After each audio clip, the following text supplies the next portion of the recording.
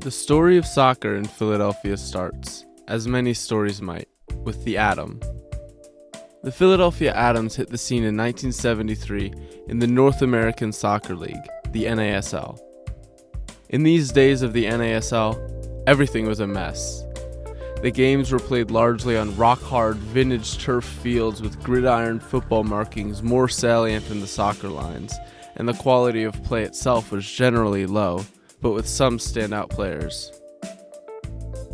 The lasting legacy of the Philadelphia Atoms largely lives within one player. The story of Bob Rigby is in many ways the story of the NASL itself. Bob Rigby was the first ever keeper for the Atoms and their best remembered player, a local kid who grew up in Delaware County and who was drafted first overall by the Atoms in 1973, their first year of existence. In his and the team's first year in the league, 1973, they advanced all the way to the final and became the first ever U.S. sports team to win a championship in its inaugural year. These highlights of the final, some of the only Atoms footage I could find, capture Rigby's ability, making some saves from the Dallas Tornado to preserve a 1-0 lead. Rigby would only let in 8 goals all season and rack up 6 clean sheets, becoming the first ever footballer on the cover of Sports Illustrated in the process. There was here immediate success for the Atoms and for Rigby, but after 2 years of decline where the team missed the playoffs each year, Rigby was off to the New York Cosmos, where he would experience the next major theme of the NASL. Pelé played 18 years at Santos in Brazil, his original club, and by 1975 he had established himself as the best player ever at the time. Some still say he is the greatest. After 3 World Cup wins and a long career as a one-club man at Santos, Pelé made the shocking decision to play at the end of his career as part of the New York Cosmos in the U.S. Ohé, the King, was still there in 1976, and Bob Rigby got to play with him, the closest thing to a living god that the sport had seen up to that point. For Rigby, though, the 1976 season brought injuries, and he was out of New York by the next year. 76 was also the last year for the Atoms themselves, for whom financial difficulties had taken hold since the title success. This kind of major instability was commonplace for the NASL, and Rigby would experience it firsthand. After a 3-year stretch with the LA Aztecs, where he played with Johan Cruyff, he returned to Philly for the next franchise in town, the Philadelphia Fury, who had emerged in place in the defunct Atoms a couple years later. After just 3 years of this new team, they moved to Montreal along with Rigby. He would spend the rest of his career bouncing around, spending no more than 2 years at each successive club. Just like the NASL, Rigby would play his last outdoor soccer in 1984, when the U.S.'s last-minute World Cup bid for 1986 was passed over from Mexico. It spelled the end for their first big soccer league. In 1994, 10 years after the demise of the NASL, the U.S. successfully held the World Cup. You know the story. Maradona drug test, Bulgaria beats Germany, Baggio, Brazil. And 2 years in its wake, the next attempt at a domestic soccer competition, the MLS. At the beginning, though, there was no Philadelphia team. However, after years of speculation, the wheels started turning in the mid-2000s. By 2007, a supporters group was founded and a stadium would be built. The Philadelphia Union started play in 2010.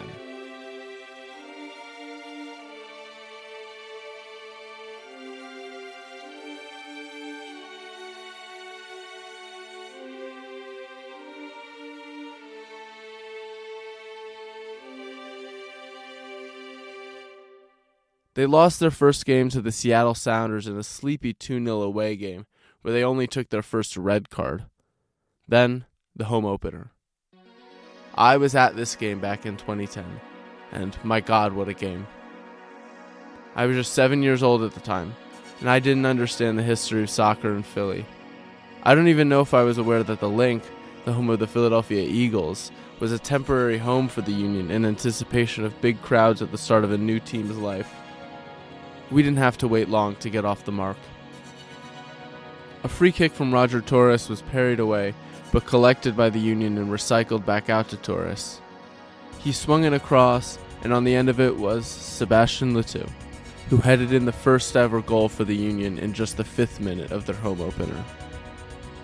On a counterattack late in the first half, Alejandro Moreno played a ranging ball that sent Letou in on goal again, and suddenly it was 2-0. DC United, though, had more fight in them. An estimated 1,000 away fans had made the trip for their first ever edition of the I-95 rivalry, and Santino Quaranta drew one back from range to bring them back into it. Then, one of the more confounding goals in Union history. Chris Seitz, the team's first ever keeper, was being harried on an otherwise routine punt. As he was set to kick the ball, Jaime Moreno, an MLS legend in the last year of his career, moved towards Seitz as he was about to punt, who spooked like a horse and allowed the ball to drop straight to Moreno, and he netted a bizarre equalizer. With the score still at 2-2, Ale Moreno got fouled just outside the box, and Letou stepped up with a chance to score a winner.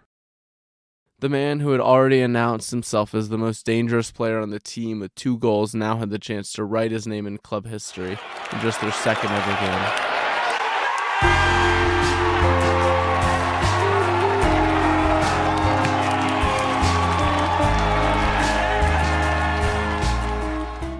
From their first ever home fixtures, the Union had their first ever hero. Other notables from the game, Michael Orozco and Danny Califf, the squad's first ever captain and defense, would play key roles in their first season. A few weeks later, they would play for the first time in their permanent home, PPL Park, in a scorching 91 degrees Fahrenheit, in a rematch against the Seattle Sounders. The visitors opened the scoring, but Letou fired back with one of the best penalties you're ever likely to see. 5 minutes later, Chris Seitz saved a penalty that stopped the visitors from going back in front. From there, the Union had all of the chances, even against Seattle, a good side who would go on to make the playoffs that year. Amid a barrage of shots, Seattle's keeper Casey Keller was keeping his side in it, until the mononymous Brazilian Fred finished a Letou cross to take the lead. Another Letou pass let Danny Mwanga in, and he would score to finish the game. The 2010 squad would miss out on the playoffs eventually, and didn't really come close at that. In the first season of the team's existence, that did not matter. The names and faces that would power the Union through their first years and into success for the first time ever were established.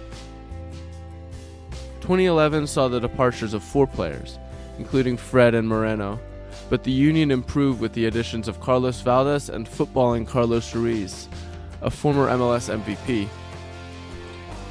The latter would be second in team scoring as the Union marched their way into the playoffs, having earned third in an admittedly weak Eastern Conference.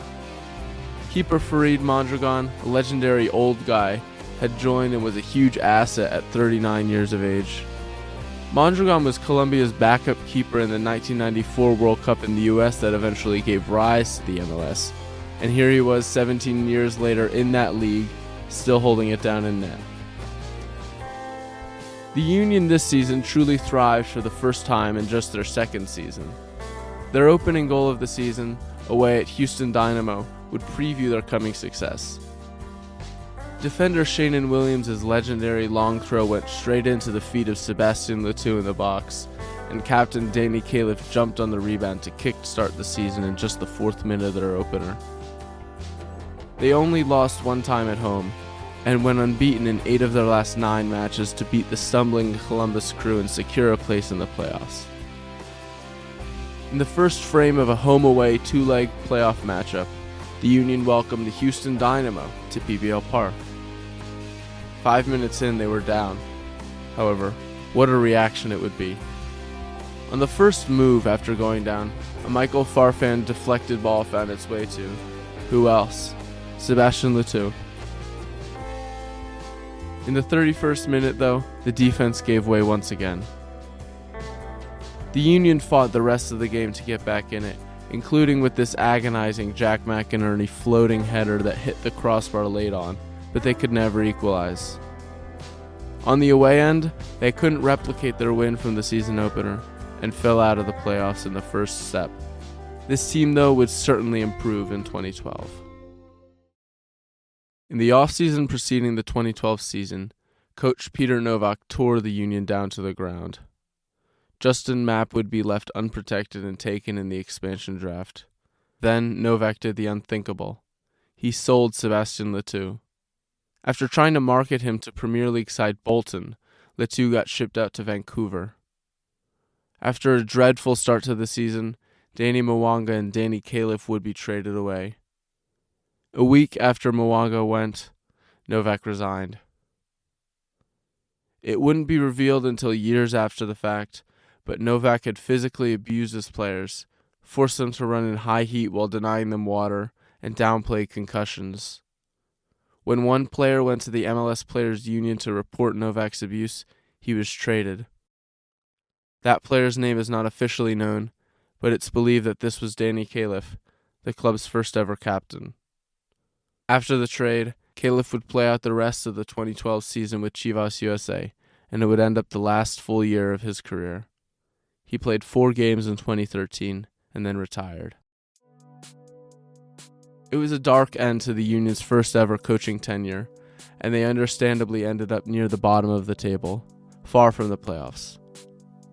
With John Hackworth at the helm as a new manager who took over for Nowak, 2013 would have to be a rebound year. Here, in their first game played at home, Gabriel Farfan, the twin brother of Michael, sends in a cross in the 17th minute, and the Union's premier offseason acquisition is in place to finish it. Look who it is. After a year away from Philadelphia, the Union had brought Letou back. It's clear, years later, that he never wanted to leave. The Union would lose to Sporting KC that day 3-1, but it would be a massive improvement on 2012 on the overall season performance.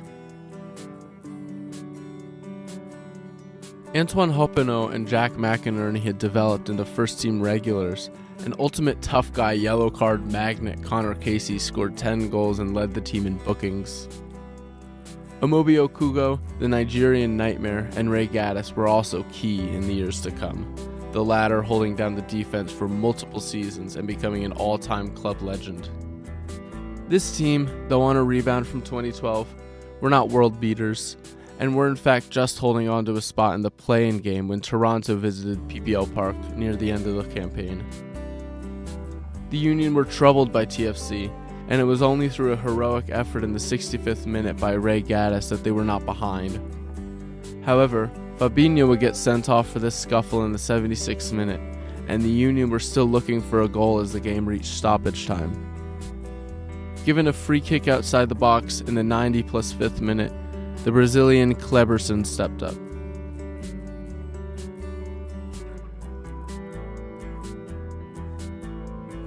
Kleberson was just a lone player near the end of his career, and this was his only goal for the Union in his 11 games in blue and gold. Likewise, the win was fleeting as well. The Union would fall out of the playoff spots after taking only 1 point from their last 3 games, including a killer loss to Montreal that propelled the Impact into the last playoff spot, just above Philly. But I will say, who cares? In the in-between years on the road from abject failure to success, it is these smaller moments that are the ones worth holding on to, not the overall lack of a numerical result to show for at the end of the year. In 2014, though, the Union decided it was the right time to make a real push. They signed Christian Maidana to a big contract and brought in national team veteran Maurice Edu. Things did not go well out of the gates. The Union started out 2-7-4 and fired John Hackworth in June. The next man up was Jim Curtin. With the regular season essentially already out of hand, the Union entered the US Open Cup. They took until extra time in the first 2 rounds, having to deal with third-tier side Harrisburg and the second-tier team that carries the name of the old New York Cosmos that Rigby played for. But they would put it together in a win against the New England Revolution to reach the semifinals. There they faced FC Dallas. Amobi Okugo scored, but after a late equalizer and a goalless extra time, it would be penalties. Zach MacMath had been the long-standing keeper and the first in a line of outstanding Union goalies. In the penalty shootout, he would save from Blas Perez and Victor Ochoa. Every Union kick taker scored, and they would be on to the final. At home against the Seattle Sounders, the game started and the Union were immediately outmatched. Zach MacMath had to make 2 early saves to stay level, but Maurice Edu was the first to get on the board with this header from a Maidana free kick. The lead, though, would not last long. Both sides fought on. It was a tremendous effort from MacMath to keep it level, and the Union had chances but squandered them. In extra time, the Sounders, the eventual best regular season team, would finally break through. The Union lost 3-1. Despite the loss, the progress was evident. 2015 was another down year in the MLS, as the Union slumped to 8th in the conference. The Union picked up Tranquillo Barnetta, a Swiss midfielder who had showed out in the 2014 World Cup, along with Raïs Mboli. The Algerian keeper was key to his country's knockout stage run in the 2014 World Cup, and he was supposed to be the stopper behind a renewed Union squad built up over the 2014 and 15 seasons. All the way back in 2007, the same year that the Union's first supporters group, the Sons of Ben, formed, in anticipation for the Union's start in the league, Manchester United legend David Beckham signed for LA Galaxy. Just like Pelé in the NASL, Beckham opened the door for retiring legends to join the MLS. Thierry Henry was in the US by 2010, but 2014 and 15 were the real years the floodgates opened. Kaká, Andrea Pirlo, Steven Gerrard, Frank Lampard, Didier Drogba, and David Villa all joined MLS clubs in either 2014 or 15. Tranquillo Barnetta, although not at the very end of his career, would be the Union's slightly more age-conscious equivalent, while Mboli, already a star, was meant to be the keeper of the future. Barnetta would contribute in his 2 seasons in Philly. Mboli made it 9 games into 2015 and would never see the field at PPL Park again. The keeper had simply become mistake-prone, antsy with distributing the ball and uncertain in shot stopping. It really seems that he was just never comfortable. Instead, John McCarthy, a local kid, showed up to stop the bleeding, playing superbly in a 2-1 win over NYCFC. With another regular season in the bin by midsummer, it would be the US Open Cup again. In the semifinal, the opponent was the Chicago Fire at PPL Park.